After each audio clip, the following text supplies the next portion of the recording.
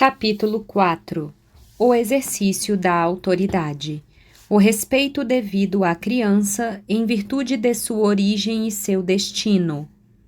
O respeito é a base essencial sobre a qual repousa a influência que os educadores exercem sobre a conduta da criança. É, pois, na medida em que os pais compreenderem que o filho é um ser sagrado, que aprenderão a tratá-lo com solicitude e os cuidados que convém a uma criatura de Deus. O fundamento desse respeito é, acima de tudo, de ordem religiosa. Por um ato livre de sua onipotência, Deus decidiu dar a vida à criança.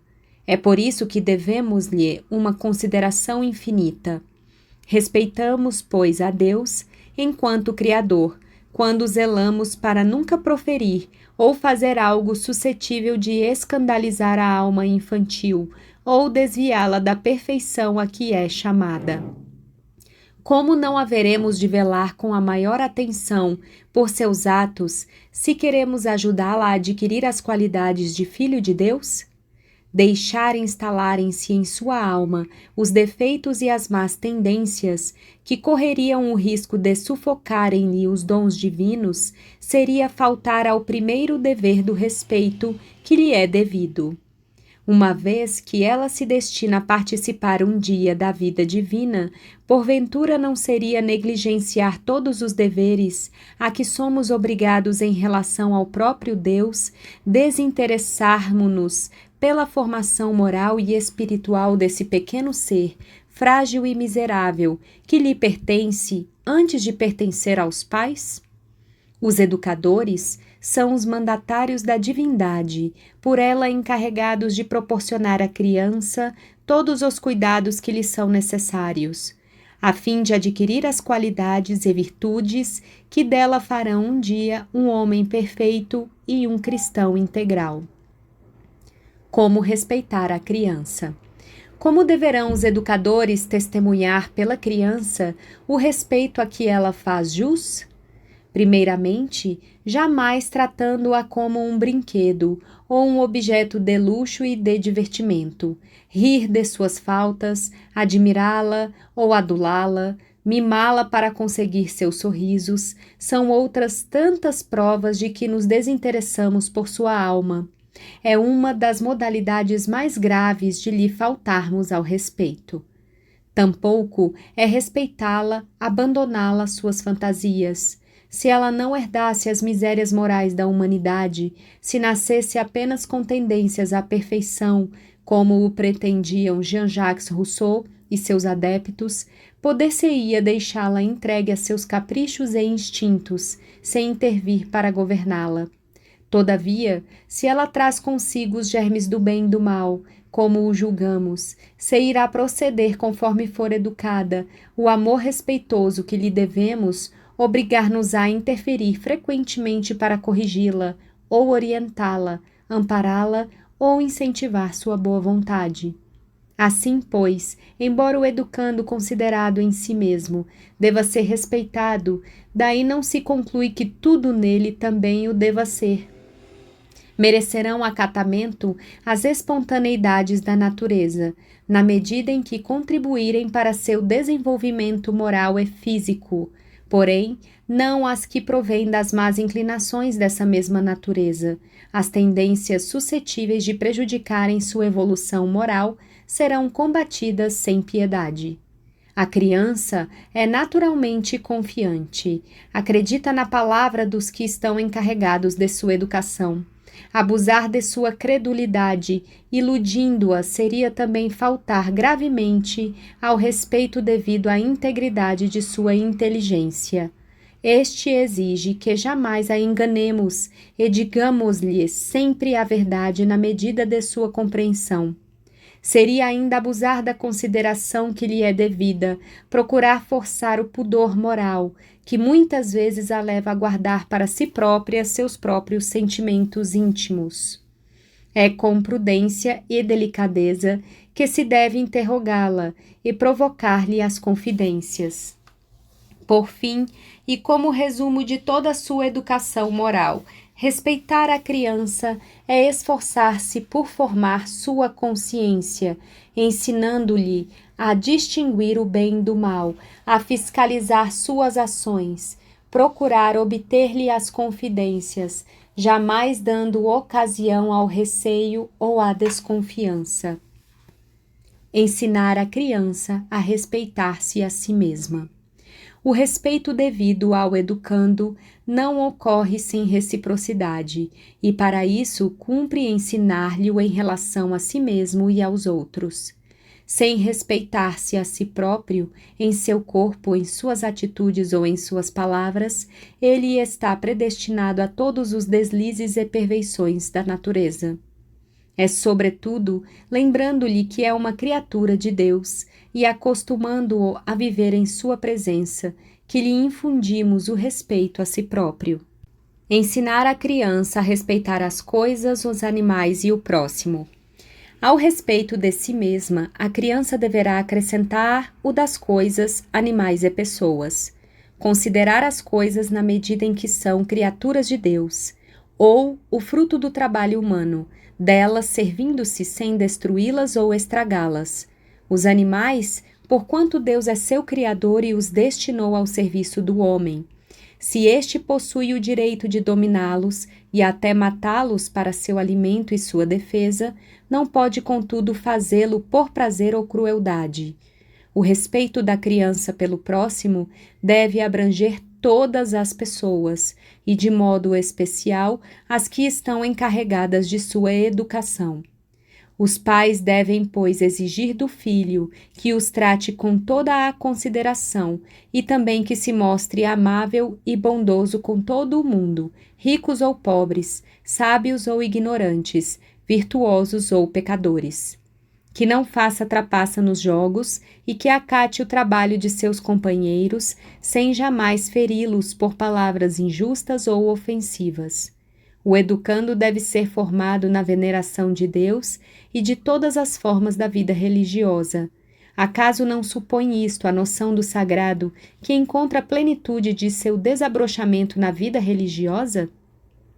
Convém terminar essa parte da educação ensinando o desprezo por tudo que contraria o bem moral e o plano divino, como, por exemplo, a força que não se põe a serviço do bem, da justiça, da proteção ao fraco, as potências do espírito quando servem de meio para satisfazer as paixões egoístas, sem levarem em conta o bem comum. O dinheiro e os bens deste mundo, quando o homem procura assambarcá-los por espírito de gozo, de orgulho e de domínio. Respeitando-se a si mesmos e as obras de Deus, os pais despertarão no filho o senso de respeito, sem o qual não se pode cuidar de educação moral. Definição da autoridade dos pais. A autoridade não consiste no simples poder de mandar.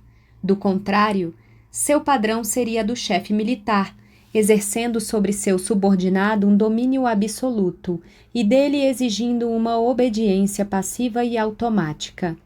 A autoridade dos pais difere desse tipo primeiramente quanto à sua origem, enquanto que a do militar apoia-se sobre sua patente, cuja finalidade é obter a disciplina passiva sobre a qual repousa a força dos exércitos. A dos pais é de direito natural. Não foi-lhes confiada por outrem. Ela decorre do fato de eles mesmos terem decidido o nascimento do filho e de serem-lhe os autores responsáveis. Seu prestígio não é definido pelas palavras de chefe e subalterno, mas pelas de pai, mãe e filho. Ora, a paternidade não consiste tanto no poder de mandar como no amor criador. O pai ama o filho nascido de seu sangue e que é como o prolongamento de sua própria vida. Ama-o como a si próprio, mais que a si próprio. Pelo amor que lhe devota, quer ajudá-lo a realizar-se como uma pessoa livre e responsável. Está decidido a empregar seu poder de pai, tanto físico como moral, para proporcionar-lhe todos os auxílios que lhe permitirão aperfeiçoar sua personalidade. Por ser educativa, a autoridade dos pais não se exerce de fora, como sucede nas diversas autoridades sociais. Ela é uma influência que penetra na alma infantil para moldá-la, uma força moral sobre um ser fraco, para ampará-lo e guiá-lo durante os anos de formação. Baseada no desinteresse pessoal, tende a apagar-se na medida em que o filho cresce. Essas poucas observações provam que, de todas as autoridades humanas, a dos pais é a mais sobrecarregada de responsabilidades. A autoridade durante os primeiros anos.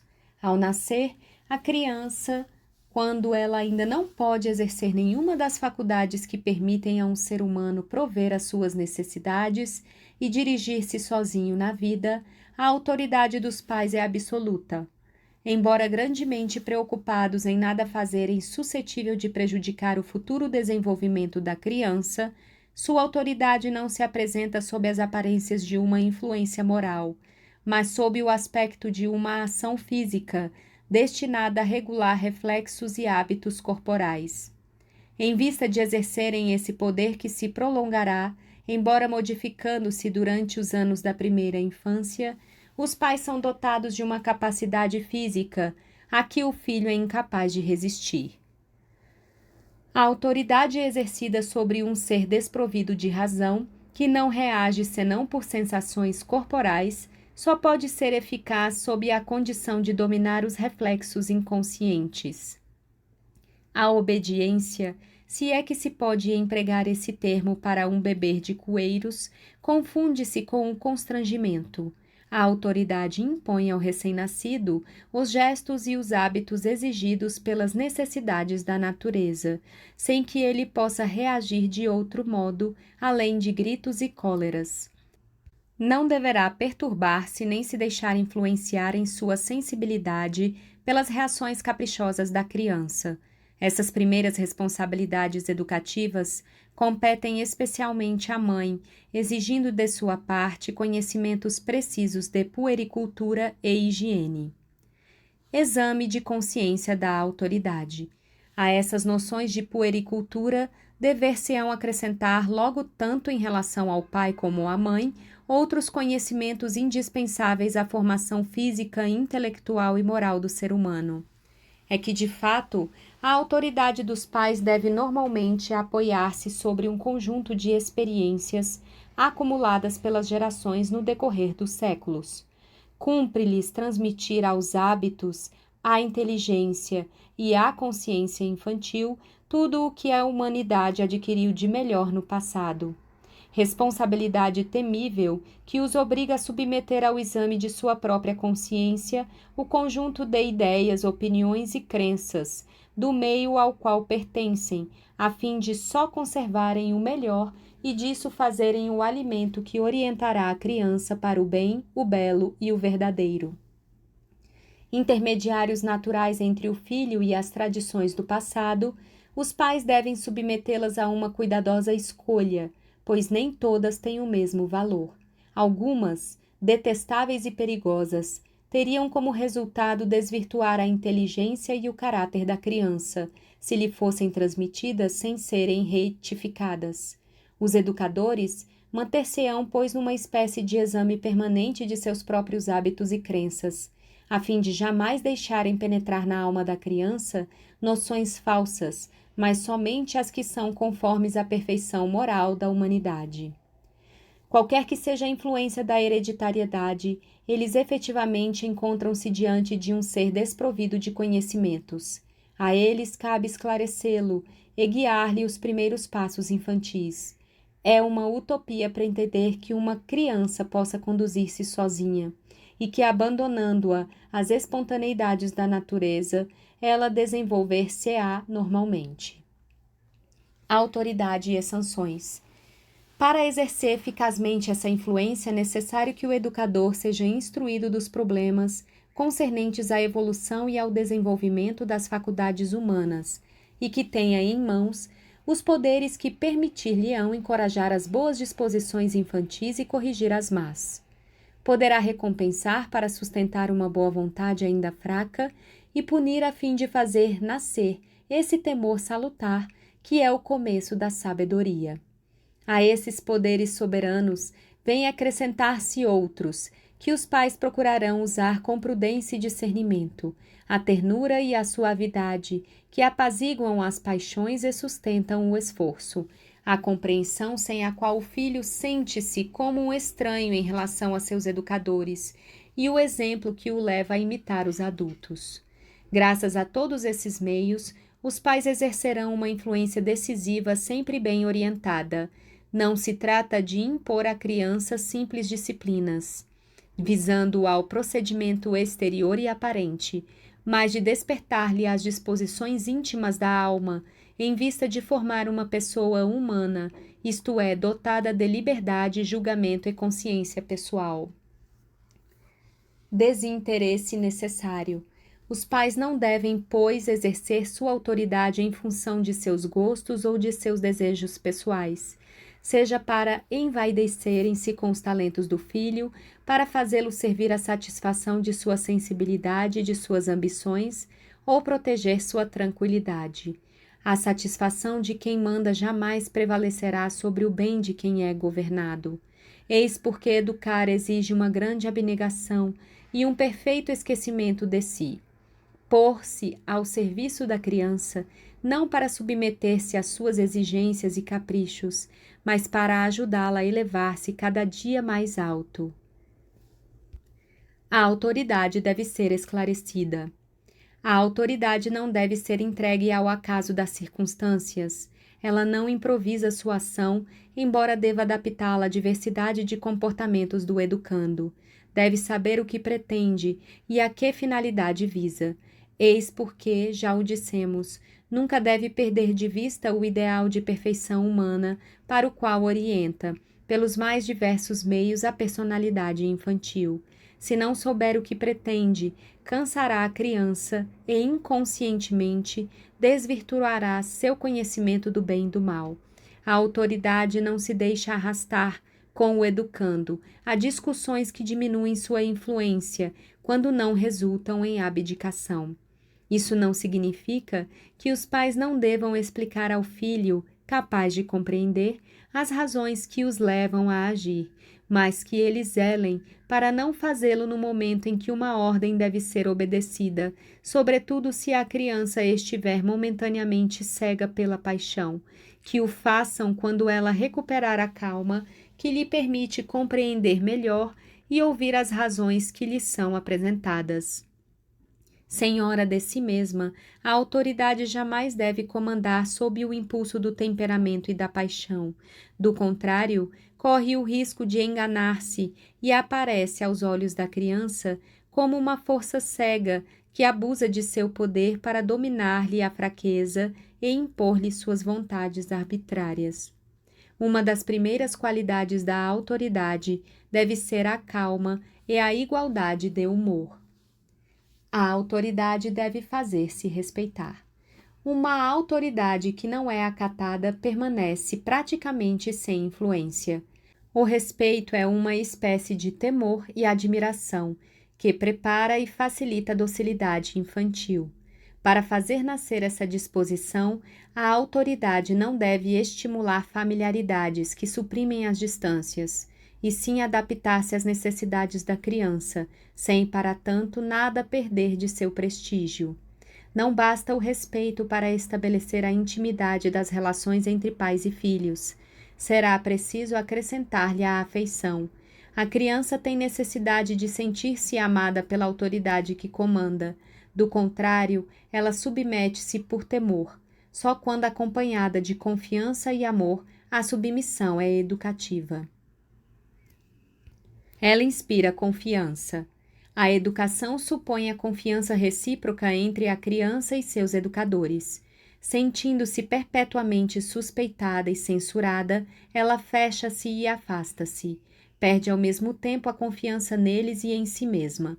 A fim de que se exerça moralmente a influência destes, é necessário que eles obtenham as confidências do educando. É na medida em que este se expande e conta os incidentes de sua vida que podemos esclarecê-lo, guiá-lo e corrigi-lo. Percebendo que não inspira confiança, ele é tentado a lançar mão da astúcia e da mentira. Quando é ouvido com benevolência, sente-se de antemão disposto a receber conselhos e reprimendas. A confiança só se torna possível se a autoridade mostrar-se acessível. Insensível e distante, ela inspirará medo e causará o afastamento. Se a criança constata que o educador está sempre à sua disposição e pronto a trazer-lhe o concurso de sua força e de sua experiência, ela apoia-se sobre ele sem embaraço ou constrangimento. A autoridade dos pais não se confunde com um poder indiferente aos sentimentos do filho. Pelo contrário, ela fica espreitando suas impressões para consolá-lo de suas tristezas e curá-lo de todas as misérias e até das injustiças de que ele é frequentemente a vítima. Ela deve incentivar. Ela não é desconfiada e esmiuçadora, mas acredita nas boas intenções do educando. Sem isso, desanima-o e, intervindo a propósito de seus menores gestos, paralisa-o. Ela não esquece que, para desenvolver-se e fazer esforço, ele precisa sentir-se estimulado. Repetir-lhe a cada momento que não serve para nada é cultivar-lhe um complexo de inferioridade e reprimir-lhe os impulsos e as generosidades de sua natureza. A criança sente-se tanto mais disposta a empreender trabalhos difíceis, quanto mais hábil for o educador para despertar-lhe o entusiasmo, elemento essencial à educação, que sustenta os ânimos, permitindo a realização de atos heróicos. Para exercer uma influência moral, a autoridade jamais enganará. Uma única mentira nos lábios dos pais é suficiente para decepcionar o filho.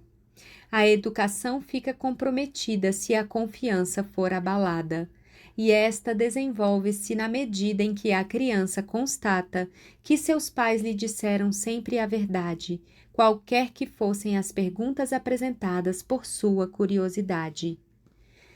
Ela se adapta. Para ter influência, o educador deve adaptar-se à idade e ao temperamento da criança. Ele apresenta-se como uma potência estranha e, a maioria das vezes, odiosa quando ordena de alto e permanece indiferente às suas múltiplas ocupações e problemas. Deve procurar pôr-se a seu alcance, a fim de compreender-lhes os desejos, brinquedos e preocupações. Quanto mais a criança sentir-se compreendida, mais fácil tornar-se-á dirigi-la e influenciá-la. É sobretudo na idade da formação intelectual, quer dizer, na fase das perguntas, entre 3 e 10 anos, que se deve manifestar a superioridade intelectual do educador. A ele compete esclarecer os primeiros passos da inteligência e guiar o educando na procura da verdade. Um filho que não encontra junto a seus pais a resposta dos problemas que se impõem à sua reflexão, irá certamente procurar a solução com pessoas estranhas, com o risco de essas últimas exercerem sobre seu espírito uma influência prejudicial. Seja qual for, um dia a superioridade do filho do ponto de vista dos conhecimentos e da inteligência, ele conservará toda a vida o respeito por aqueles que souberam esclarecer suas primeiras dúvidas e orientar seus julgamentos. O valor do exemplo. A superioridade moral do educador deve manifestar-se pelo exemplo. O filho escandaliza-se quando descobre em seus pais defeitos que estes pretendem corrigir-lhe. Não compreende que dele exija-se uma perfeição que não se pratica. Aliás, as ordens e sanções perdem sua eficácia e em nada modificam a consciência do educando quando ele constata que os adultos não se submetem às regras de conduta que dele exigem. A influência pelo exemplo deve acompanhar todos os períodos de formação. Isto é tanto mais necessário quanto maior for o educando e, por conseguinte, mais capaz de julgar e compreender. As diversas superioridades que a criança descobre em seus educadores têm como consequência natural fazer nascer-lhe o respeito, a confiança e a admiração, elementos essenciais da influência educativa. A autoridade é mais uma influência. Embora a autoridade para exercer-se disponha de meios muito variados, do beijo ao castigo, da palavra ao exemplo, os pais não devem, contudo, esquecerem que sua principal influência manifesta-se, sobretudo e antes de tudo, pela sua simples presença. A educação consiste essencialmente numa adaptação da criança às tendências, hábitos, pensamentos e crenças de seu ambiente. Ela respira uma atmosfera feita do conjunto das disposições físicas e morais dos adultos que a rodeiam. A influência é uma força moral que emana dos pais para difundir-se no filho. Conscientes disso, eles devem esforçar-se para só alimentarem em seu espírito desejos elevados, velar atentamente pelo seu comportamento e hábitos e só cercarem a criança de pessoas de alta moralidade. A autoridade é mais do que um simples poder de mandar. É um erro cheio de perigos confundir autoridade com multiplicação de ordens e proibições. Não que o educador jamais tenha de dar ordens. Entretanto, pode-se dizer que estas tornam-se tanto menos necessárias quanto melhor educada for a criança. Quando elas vão se multiplicando, aliás, sem resultados apreciáveis, é que os educadores não possuem autoridade moral, nem sabem preencher suas funções. Ordens e proibições só deveriam intervir excepcionalmente quando o educando está sob o domínio de um capricho ou de uma paixão, que convém reprimir-se sem demora.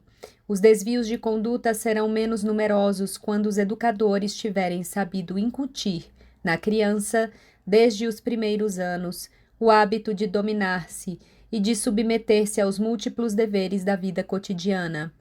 Os bons hábitos provêm mais da atmosfera moral respirada pelo educando do que das ordens recebidas. Os resultados são bem diferentes nas famílias em que o filho, embora muito fiscalizado e constantemente chamado à ordem, não encontra em seus pais as disposições e hábitos morais que atuam inconscientemente e a todo momento sobre a evolução de seu caráter e de seus sentimentos. As ordens exasperam-no sem alterar suas disposições naturais. A verdadeira autoridade não pronuncia muitas palavras, não se agita nem se enerva.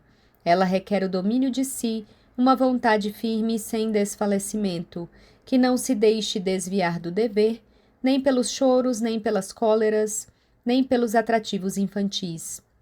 Ela fortifica a criança na luta contra as más inclinações, na medida em que esta a julga incapaz de fraqueza e de oscilações. Educar não é ridicularizar, mas esclarecer. A educação moderna está reagindo contra os abusos do autoritarismo. Não se trata de contrariar as livres espontaneidades da natureza, porém de dirigi-las e orientá-las.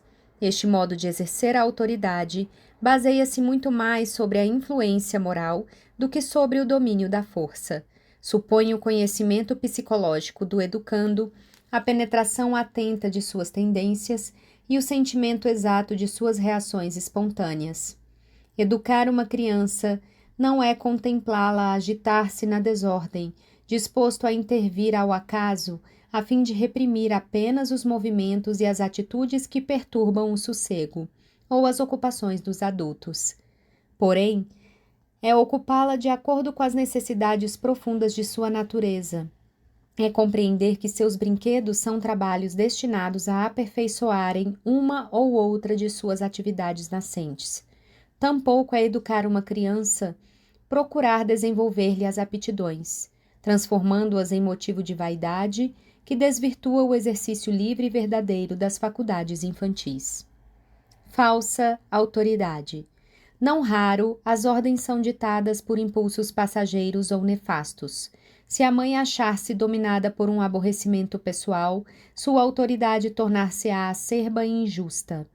Se tiver preocupações de amor próprio maternal, mostrar-se-á severa com o inocente, causa involuntária de suas decepções. Muitos pais exercem uma autoridade fictícia em vista de obterem do filho atitudes conformes às conveniências sociais, sem se preocuparem com os sentimentos íntimos. Não se pede mais do que isso aos militares em relação a seus superiores. O verdadeiro educador empenha-se em formar os sentimentos e a consciência, sem por isso descuidar da correção e da sinceridade dos gestos exteriores. Na medida em que se multiplicam os estudos concernentes à psicologia infantil, a educação surge como uma ciência que se esforça por adaptar a influência do educador às tendências e ao temperamento de cada individualidade. Despertar a confiança. Muitos pais queixam-se de que os filhos maiores não lhes confiam suas preocupações nem seus problemas. Constatam uma separação que os faz sofrer, ao mesmo tempo que os fere, e geralmente sentem-se tentados a lançarem sobre o filho a responsabilidade da falta de intimidade e de compreensão. Não se perguntam se no decorrer dos primeiros anos eles não terão cometido erros ou faltas de tato, cujo resultado tenha sido destruir progressivamente uma confiança que não desejava outra coisa senão desenvolver-se. A criança muito nova expande-se espontaneamente, sem nada esconder de seus sentimentos e suas inclinações.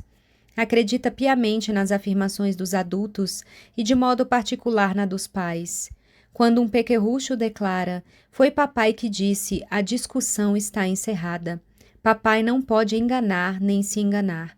Por que será preciso que, à medida que avançam nos anos, as crianças constatem que as enganamos frequentemente, que recusamos responder às suas perguntas, ou que a explosão espontânea de seus sentimentos, muitas vezes, só lhes vale mau acolhimento ou censuras?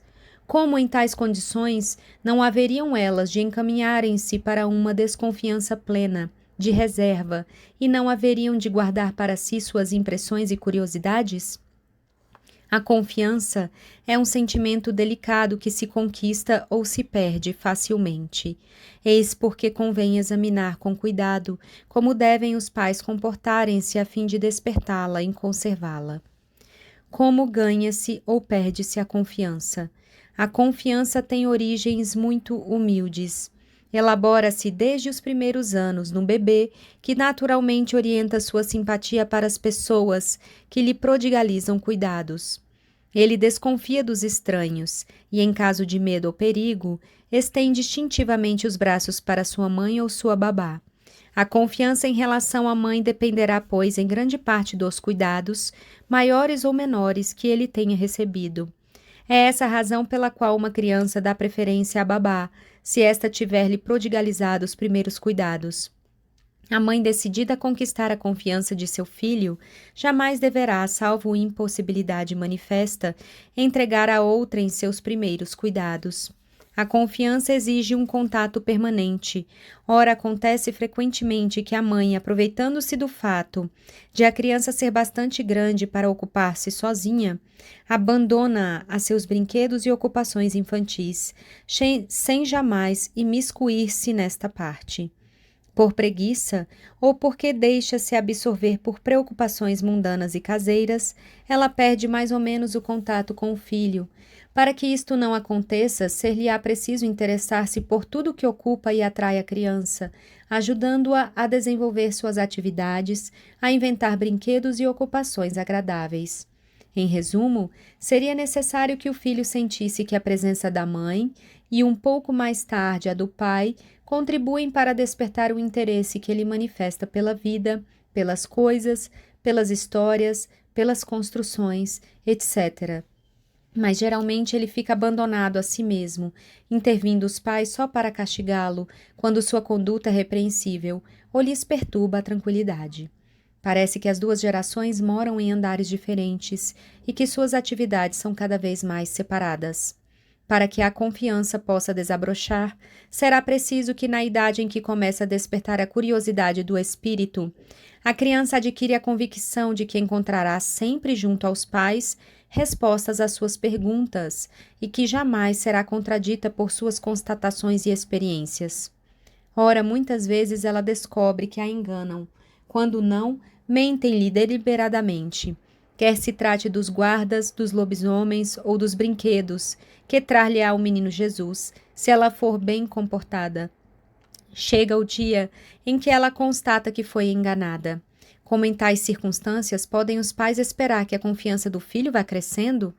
Ele virá naturalmente a calar-se ou a orientar para terceiros as dúvidas que o atormentam. Como não compreendem os pais que, agindo de tal maneira, calcam, de certo modo, essa confiança instintiva que a providência havia depositado na alma infantil, aproveitando-se de sua credulidade, eles atraem. Portanto, não devem surpreender-se que ele venha guardar para si seus sentimentos os mais íntimos e as questões a que atribui mais importância.